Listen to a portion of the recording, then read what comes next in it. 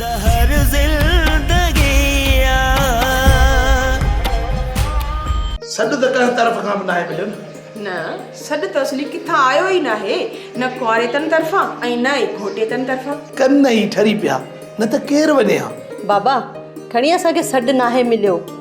पर मां पोइ बि वेंदसि छोकी शानी मुंहिंजी सहेली आहे ऐं मां न वेंदमि न बाबा उहो दिलि में कंदी तव्हांजा सभु दोस्त पहुची विया न कुझु रहियल दोस्तनि खे दावत नाहे